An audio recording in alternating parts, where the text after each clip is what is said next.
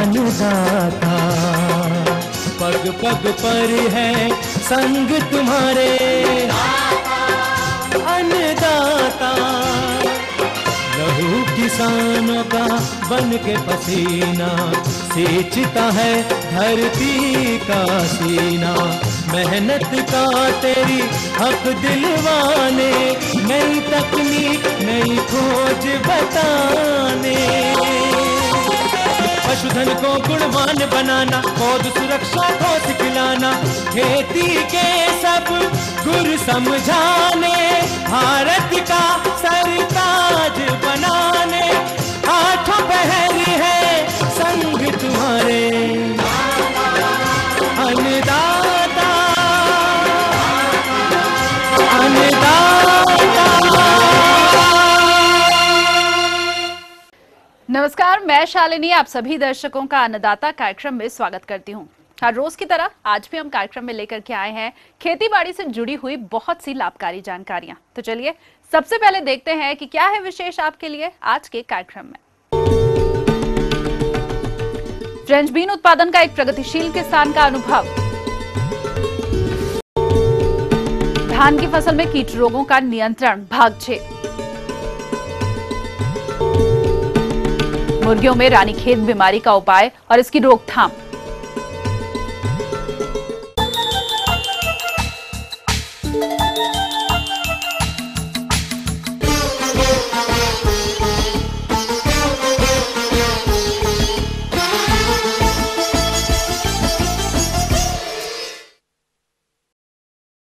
संरक्षित खेती या तकनीक के द्वारा हम फसल की आवश्यकता अनुसार जलवायु घटकों को नियंत्रण करके इसकी उपज को बढ़ा सकते हैं। कृषि क्षेत्र में हुई प्रगति के अंतर्गत क्षेत्र विशेष की जलवायु के आधार पर कई संरक्षित खेती तकनीकों का विकास हुआ है, जिनमें से पॉली हाउस एक प्रसिद्ध तकनीक है। हिमाचल के चंबा जिले में एक प्रगतिशील किसान अशोक कुमार ने इस तकनीक को अपनाया और आज प्रगति के पथ पर हैं। इन दिनों ये अपनी पॉली हाउस में फाल्गुनी किस्म की फ्रेंच बीन की खेती कर रहे हैं। तो किसान भाइयों, आइए जानते हैं किस तरह से ये किसान भाई इस तकनीक से जुड़े हुए हैं और संरक्षित खेती की ओर अग्रसर हुए। पहले तो हम खेतीबाड़ी जो करते थे वो हमारे पिताजी और दादाजी की देन थी, जो कि अपने पारंपरिक तरीके से करते थे। पर अब मैंने एग्रीकल्चर के दफ्तर में जाकर वहाँ से जो ट्रेनिंग ली है, उसके बाद हमने ये जो पॉली हाउस बनाया, उसके बाद हमने ये पॉली हाउस लगाया। उसके बाद ट्रेनिंग के दौरान हमें जो सिखाया गया है कि कैसे करनी है, कैसे इसको पानी देना है, कैसे उसको स्प्रे करनी है, कैसे दवाइयाँ छिड़कनी है, और उसके अलावा जो उसका सबसे मेन है टेम्परेचर कैसे अपने पॉली हाउस में मेंटेन रखना है, वो हमने सीखा वहाँ पर। और जैसे ही मैं अपने पालमपुर में जो हमारा ट्रेनिंग सेंटर है वहाँ पर पहुँचा, तो वहाँ पर हमारे वैज्ञानिकों ने मुझे वैज्ञानिक पद्धति के द्वारा जो हम खेतीबाड़ी करते हैं उसके बारे में हमें बताया। फिर मैंने वहाँ पर ऐसा निश्चय किया कि मैं अपने जो हमारी ज़मीन है, पैतृक ज़मीन है, उसके ऊपर मैं वैज्ञानिक पद्धति के द्वारा वहाँ पर खेतीबाड़ी करूँगा। फिर मैंने एग्रीकल्चर डिपार्टमेंट के द्वारा एक पॉली हाउस सेक्शन कराया। वहाँ पर उन्होंने सेक्शन करने के बाद मैंने यहाँ पर जब हमारा ये पॉली हाउस तैयार हो गया, तो मैंने यहाँ पर निश्चय किया कि पहली फसल मैं फ्रांस बीन की लगाऊंगा, और मैंने फ्रांस बीन की फसल पहले यहाँ पर लगा दी है, जैसा कि आप ये देख रहे हैं। और जब मैंने ये निश्चय किया कि मैं फ्रांस बीन लगाऊंगा, तो मुझे सबसे पहले ये मालूम करना था कि हमारे क्षेत्र में सबसे ज़्यादा उन्नत जो फ्रांस बीन की किस्म है वो कौन सी है। फिर मैंने कृषि विज्ञान भवन में जाकर वहाँ पर पता किया कि यहाँ पर फाल्गुनी नाम की जो हमारी फ्रांस बीन की किस्म है बीन की, उसको मैंने पता करके लगा दिया। पर मैंने लगाने से पहले जो बेड बनाए थे वो मैंने 40 सेंटीमीटर गैप के साथ 80 सेंटीमीटर का बेड बनाया। रास्ता 40 सेंटीमीटर का रास्ता था और 80 सेंटीमीटर का मैंने बेड तैयार किया। उसके बाद मैंने उसके ऊपर गोबर, जो हमारी केंचुआ वाली गोबर होती है, वो केंचुआ वाली गोबर डाली उसके ऊपर। फिर उसके खुदाई करने के बाद जो मैंने ड्रॉपिंग पाइप होती है उसके द्वारा पानी छोड़कर वहाँ पर पहले निशान लगाए। पानी के साथ। जब पानी के साथ वहाँ पर निशान लग गए, फिर मैंने उसके ऊपर खुदाई करने के बाद उसमें बीज डाल दिया। जब मैंने पौधे का रोपण शुरू किया तो मेरे दिमाग में एक बात यह है कि जो हमें पालनपुर ट्रेनिंग सेंटर में बताया गया था कि हमने पौधे की पौधी कितनी दूरी पर लगाना है। फिर मैंने अपने ध्यान में रखते हुए उसको 1 फुट की दूरी पर लगाते लगाते पूरे पुलियास में फ्रांसबीन की फसल लगा दी। जो बीज मैंने रोपण करना था वो कर दिया, पर मैंने उसको जब फ्रांसबीन की मैंने रुपाई कर ली तो उसके बाद मैंने उसको पानी नहीं दिया जब तक कि उसके अंकुर निकले हैं। जब अंकुर उसके फ्रांसबीन के अंकुर निकल आए उसके बाद मैंने पानी का रोपण किया। जब मेरे बीन के पौधे अंकुरित हो गए तब मैंने जो हमारी जो ड्रॉपिंग सिस्टम की जो पाइपें पड़ी हुई हैं उसके द्वारा मैंने पौधों को पानी देना शुरू किया। उससे हमारा ये फ़ायदा है कि हम कम से कम पानी से अपने पौधों की सिंचाई कर सकते हैं, जिससे कि पानी का वेस्टेज बहुत ही कम है, बहुत ही ज़्यादा कम होता है वेस्टेज।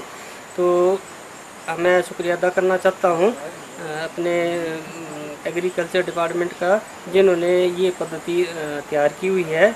और ऊपर से ये जो हमें देख रहे हैं, ये जो अपने फोगर लगे हुए हैं, इससे हम अपने पोली हाउस का जो टेम्परेचर है उसको भी कम कर सकते हैं। इससे हमें ये फ़ायदा होता है कि अगर ज़्यादा भी गर्मी पड़ जाए तो इससे हम अपने पौधों का ड्रॉपिंग जो पानी का छिड़काव होता है ड्रॉपिंग के अपने फोगर के द्वारा, उससे हम टेम्परेचर को काबू में कर सकते हैं। पोली हाउस में जो ये टेम्परेचर रोल लगाई हुई है, इससे हमें पता चल जाता है कि हमें कितना टेम्परेचर चाहिए, कम करना या ज़्यादा। जब हमें कम या ज़्यादा करना हो तो जो हमारे फोगर लगे हुए हैं उससे हम इनको ऊपर या नीचे अपने को कर सकते हैं प्रेशर को। ये ट्रैप पेपर है। इस ट्रैप पेपर का एक फ़ायदा ये होता है कि जब हम अपने पोली हाउस के अंदर इस ट्रैप पेपर को लगाते हैं तो जो हमारे पोली हाउस में जो छोटे छोटे जो हम देख नहीं सकते जो जीव जंतु जो होते हैं, कीट पतंगे होते हैं, वो आ जाते हैं, हमें नज़र नहीं आते और हमारी फसलों को बर्बाद कर देते हैं। पर इस ट्रैप पेपर के द्वारा वो छोटे छोटे जो हमारे पोली हाउस के अंदर जो कीट पतंगे आते हैं वो इसके साथ ट्रैप हो जाते हैं। इसका नाम ही ट्रैप पेपर है। इससे वो चिपक जाते हैं और ख़त्म हो जाते हैं। ये मेरा जो पोली हाउस है वो 288 स्क्वायर मीटर का है। इसमें मैंने फ्रांसबीन की जो किस्म थी वो फाल्गुनी थी, जो मैंने आधा किलो के करीब इसके अंदर लगा दी हुई है। अब इस पौधों के ऊपर जो फ्लावरिंग अब आ गई है तो मेरा अनुमान है कि इससे मैं अच्छी आमदनी अपनी कमा सकूँगा।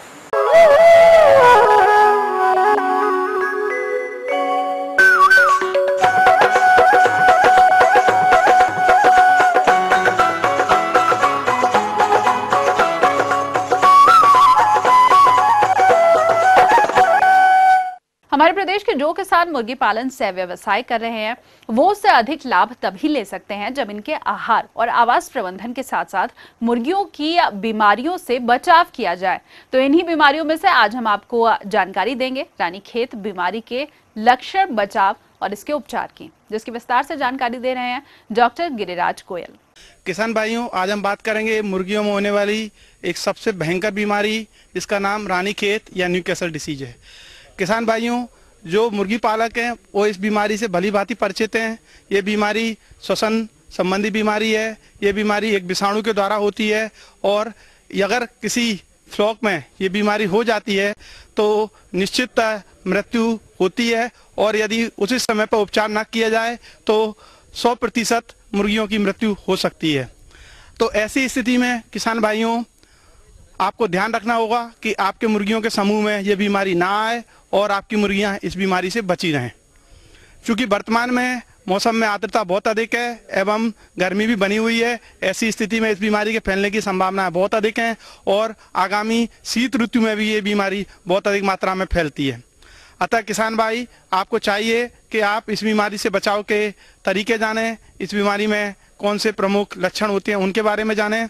तो किसान भाइयों, इस बीमारी में श्वसन संबंधी प्रमुख लक्षण दिखाई देते हैं, जिनमें प्रमुख रूप से जानवर की तेज गति से श्वास चलना, मुर्गियों में डायरिया हो जाना, मुर्गियों की जो कलगी और जो बैटल है उसका रंग में परिवर्तन आ जाना और मुर्गियों की असमय मृत्यु होना, ये प्रमुख लक्षण है। इसके साथ साथ यदि किसान भाई अपने मुर्गी फार्म पर मुर्गियों का पोस्टमार्टम कर सकते हैं तो वो पाएंगे कि मुर्गियों की जो आंत है उसमें रक्त के धब्बे बने हुए हैं, मुर्गियों के आंत में जो पदार्थ भरा हुआ है उसमें भी रक्त के चीचड़े मिलेंगे। उसके साथ साथ यदि किसान भाई मुर्गियों के प्रोवेंट्रिकुलस और गिजार्ड को खोलेंगे तो पाएंगे कि जो मुर्गियों का अमाशय है, प्रोवेंट्रिकुलस है, उसमें जो गठाने हैं उनके ऊपर पिन के समान हीमोरेज पाए जाएंगे, रक्त के बिंदु पाए जाएंगे। अगर किसी मुर्गी में रक्त के चींचड़े दिखाई दे रहे हैं तो आप निश्चित रूप से मानिए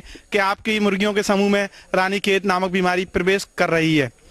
इस समय आपको चाहिए कि आप तुरंत ही संबंधित पशु चिकित्सक से संपर्क करें और अपनी मुर्गियों का यथाशीघ्र टीकाकरण करवाएं।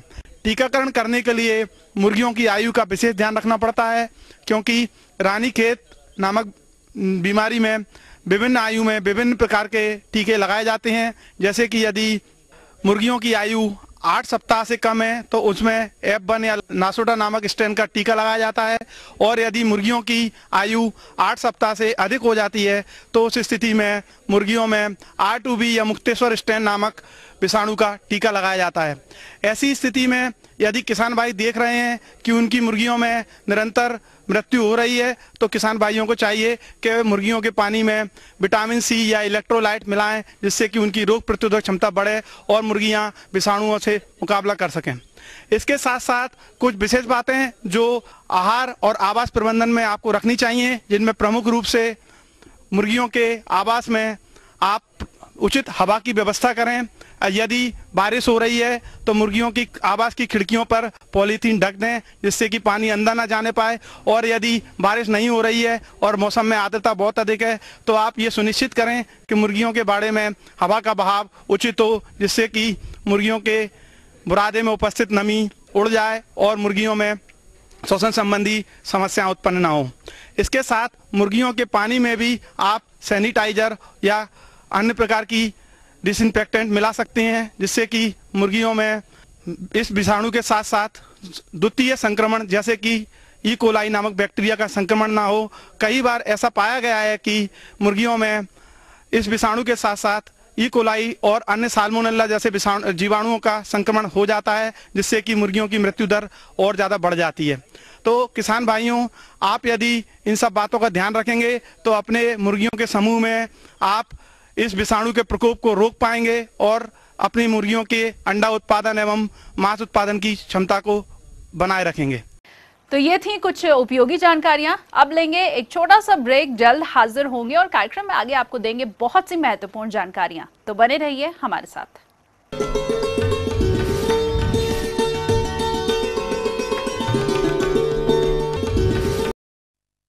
राजनीति कोई भी हो, घटना कैसी भी हो, खुलासा सिर्फ सेंट्रल हॉल में। आप सबको नरेंद्र मोदी के नमस्कार। खबरों पर जानकारों से बेबाक बात, गपशप, सियासी सवाल, राजकाज और सुर्खियां एक ही प्रोग्राम से देश, समाज और राजनीति की पूरी तस्वीर देखिए सेंट्रल हॉल ईटीवी के सभी हिंदी चैनल्स पर।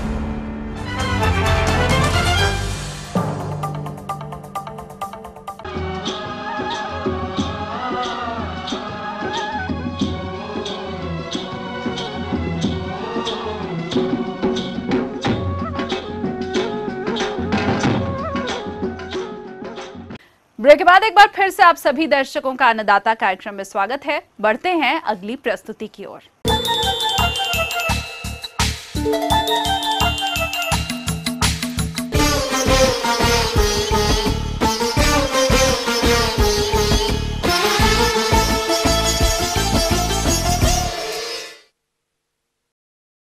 धान की फसल में कीट और रोगों के प्रबंधन की क्रमवार श्रृंखला में कल आपने धान में लगने वाले कीट और रोगों के नियंत्रण के लिए यांत्रिक विधियों के बारे में जाना। आज हम आपको इनके प्रबंधन की विभिन्न विधियों के अंतर्गत अंतिम विकल्प रासायनिक दवाओं के प्रयोग के बारे में बताएंगे। फसल की अवस्था की वजह से कौन कौन से कीटनाशक रोग कीट के ऊपर प्रभाव डालते हैं, अब हम इसकी जानकारी लेते हैं। पौधशाला अवस्था में गॉलमेज 1 एकड़ के 100वें भाग पौधशाला में कार्बोफ्यूरान 3G दानेदार 160 ग्राम या फॉरेट 10G दानेदार 50 ग्राम का प्रयोग बीज डालने के 7 से 10 दिन के बाद में पौधशाला में हल्का पानी डालकर छिड़क देते हैं या तरल कीटनाशक मोनोक्रोटोफास 2 मिलीलीटर या क्लोरोपाइरिफॉस 2 मिलीलीटर प्रति लीटर पानी में मिलाकर छिड़काव करें। तना छेदक स्टेम बोरर पौध को निकालने के 5 दिन पूर्व कार्बोफ्यूरान 3G का 200 ग्राम दानेदार दवा का प्रयोग करने से रोपाई उपरांत 25 से 30 दिन तक फसल पर कीट का प्रकोप नहीं होता है। सूत्रकृमि बीज बुवाई के पहले 1 एकड़ के 20वें भाग यानी पौधशाला में 2 किलोग्राम कार्बोफ्यूरान 3G का प्रयोग करें या पौधरोपण के पहले खेतों में कदवा के समय 50 किलोग्राम प्रति एकड़ नीम केक का प्रयोग करें। पौधशाला अवस्था में खरपतवार नियंत्रण के लिए ब्यूटाक्लोर 50 EC 1.5 से 2 लीटर को 200 लीटर पानी में मिलाकर बुवाई के 7 से 8 दिन के उपरांत छिड़काव करना चाहिए अथवा बुवाई के 14 से 15 दिन उपरांत साई हालो पॉप ब्यूटाइल 10 EC 400 मिलीलीटर को 200 लीटर पानी में मिलाकर प्रति एकड़ में छिड़काव करना चाहिए। गॉलमेज तना छेदक कीट जिस खेत में प्रकोप करता है वहां पौध रोपाई से पहले पौध उपचार करना अत्यंत आवश्यक है। 250 मिलीलीटर क्लोरोपाइरिफॉस को 250 लीटर पानी में मिलाकर इस घोल से 1 एकड़ में लगाए जाने वाले पौध को 12 घंटे तक उपचारित करें। यह कीटनाशक रक्षा कवच जैसा काम करके पौध रोपण के 22 से 25 दिन तक किसी भी प्रकार के कीट को आने से रोकता है। रोपाई उपरांत खरपतवार नियंत्रण के लिए 1 वर्षीय खरपतवार नियंत्रण हेतु ब्यूटाक्लोर 50 EC 1 लीटर से 1.5 लीटर या एनिलोफॉस 30 EC 500 मिलीलीटर या प्रिटिलाक्लोर 50 EC 500 मिलीलीटर अथवा बेंथियोकॉर्ब 50 EC 1.5 से 2 लीटर प्रति एकड़ के हिसाब से 25 किलो बालू में मिलाकर 3 से 5 दिन के अंदर छिड़काव करके खरपतवारों से नियंत्रण पाया जा सकता है।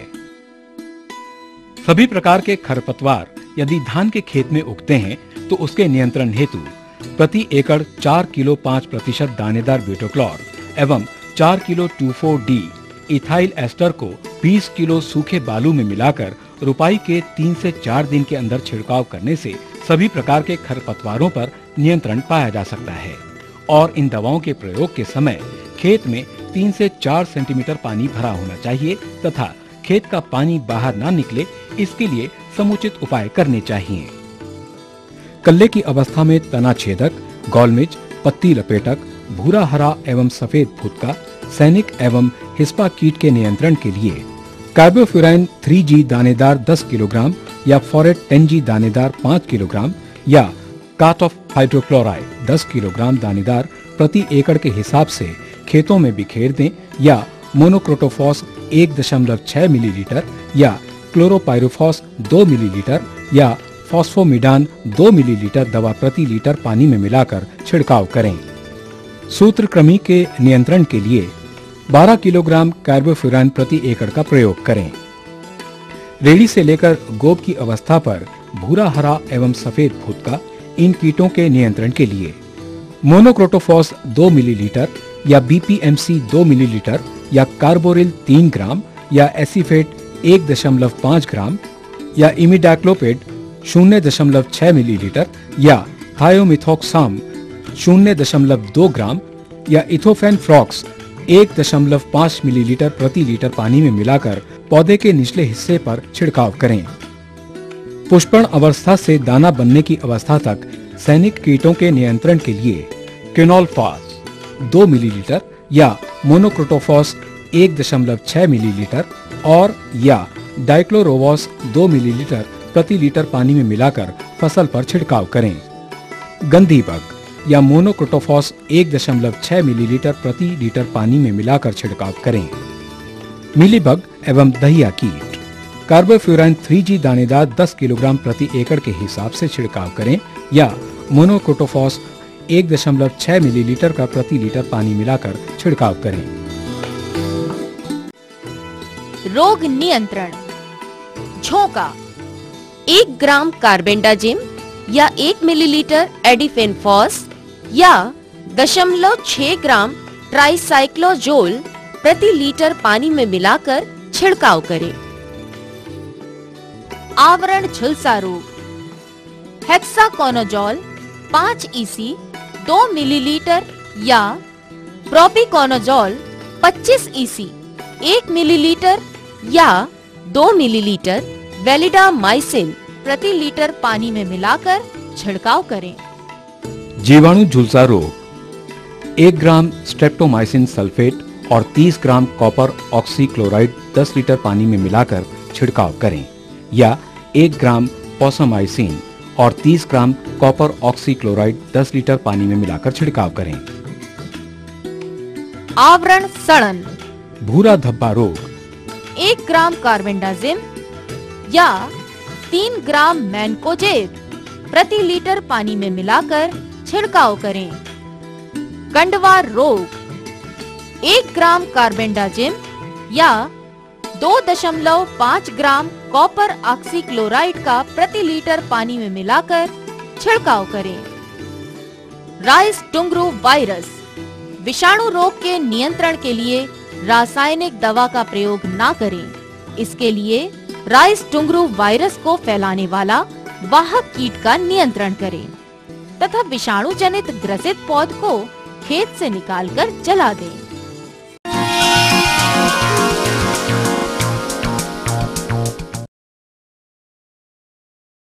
आगे और भी हैं कुछ रोचक जानकारियां, पर यहाँ पर रुकेंगे एक और कमर्शियल ब्रेक के लिए। जल्द हाजिर होंगे।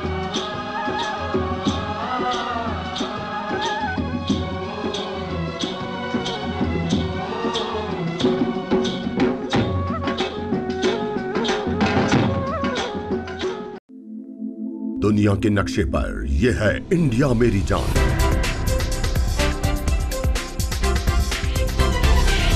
भारत थोड़ा अलग है।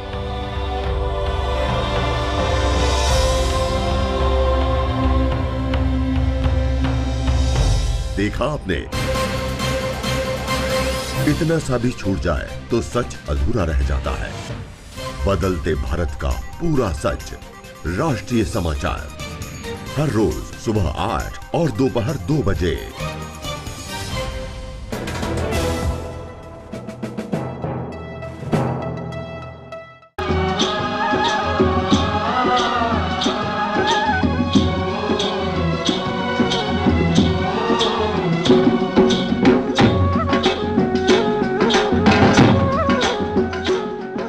ब्रेक के बाद आप सभी दर्शकों का स्वागत है और चलिए अब रुख करते हैं अगली कड़ी की ओर।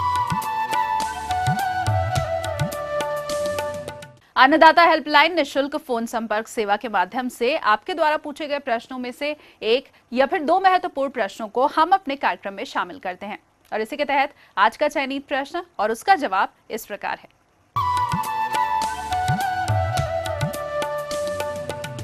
किसान भाइयों, जैविक खेती देशी खेती का उन्नत तरीका है। इसमें रासायनिक खाद, कीटनाशकों, वृद्धि नियंत्रकों का उपयोग नहीं करके खेत में गोबर की खाद, कंपोस्ट, वर्मी कंपोस्ट, जीवाणु खाद, फसल अवशेष, फसल चक्र एवं प्रकृति में उपलब्ध खनिज जैसे रॉक फॉस्फेट, जिप्सम आदि द्वारा पौधों को पोषक तत्व दिए जाते हैं।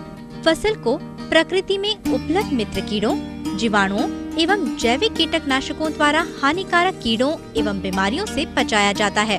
अतः ये बोल सकते हैं कि जैविक खेती कुछ भी नहीं है, बल्कि उत्पादन की एक वैकल्पिक प्रणाली है, जिसमें किसी प्रकार से कृषि, बागवानी, पशु व मत्स्य उत्पादन प्रणाली में कोई भी रासायनिक उर्वरक, रोग एवं कीटनाशक या कोई भी नकली या बनावटी उत्पाद, वृद्धि नियामक तथा शक्तिवर्धक उत्पाद आदि संसाधनों के प्रयोग के बिना जीवित मृदा को बिना नुकसान पहुंचाए खेती करते हैं। कुछ सघन कृषि क्षेत्र जैसे गंगा के मैदानी क्षेत्र, पंजाब, हरियाणा, पश्चिमी उत्तर प्रदेश आदि में ऐसी समस्या ज्यादा देखने को मिल रही है। हरित क्रांति हमारे यहाँ पर शुरू हुई थी।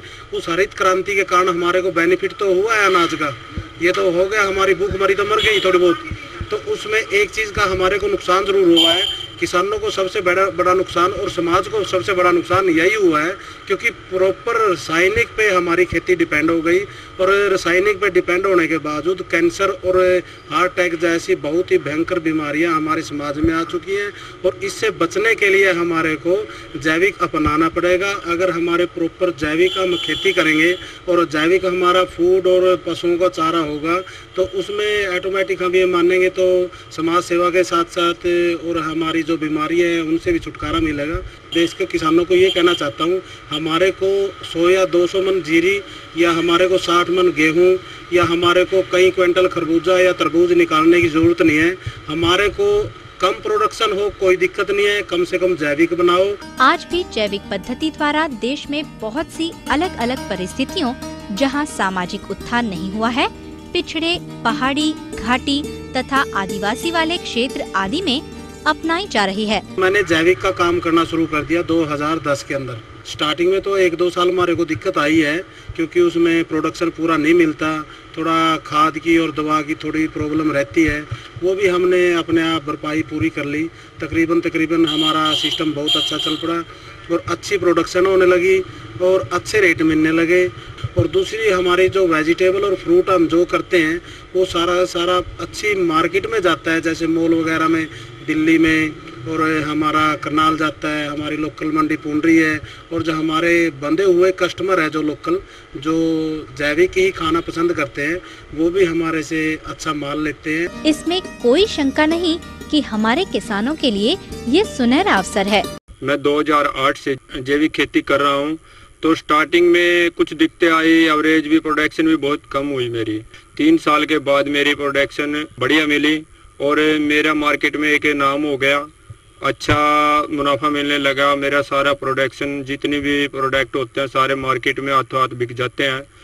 तो किसान भाइयों से यही सलाह है, जितने हो सके जैविक पे आए, क्योंकि आगे जैविक का ही जमाना आने लग रहा है।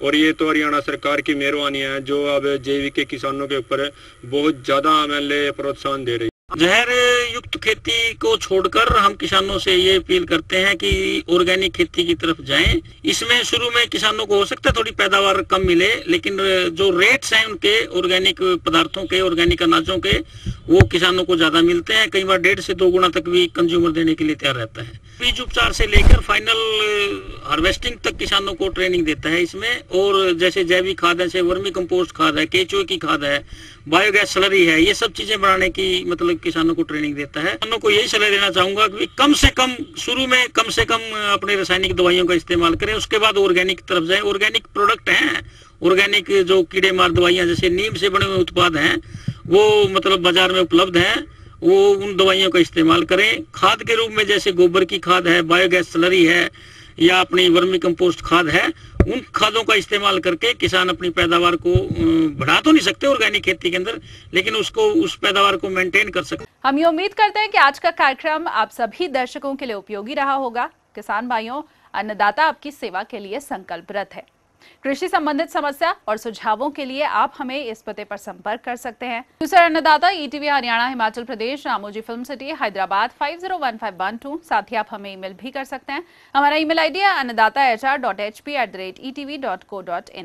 इसके अलावा आप हमें निःशुल्क हेल्पलाइन नंबर 1800-108-4599 पर सोमवार से शनिवार सुबह 10 से शाम 4 बजे के बीच संपर्क कर सकते हैं। और आइए अब देखते हैं कल दिखाए जाने वाले कार्यक्रम की मुख्य झलकियां। धान की फसल में कीट और रोगों का नियंत्रण भाग 7।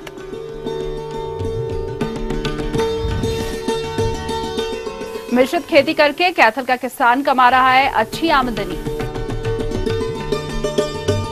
तो फिलहाल अन्नदाता की पूरी टीम को दीजिए इजाजत। कल फिर से इसी समय आपसे मुलाकात होगी कृषि संबंधित कुछ और रोचक जानकारियों के साथ। नमस्कार।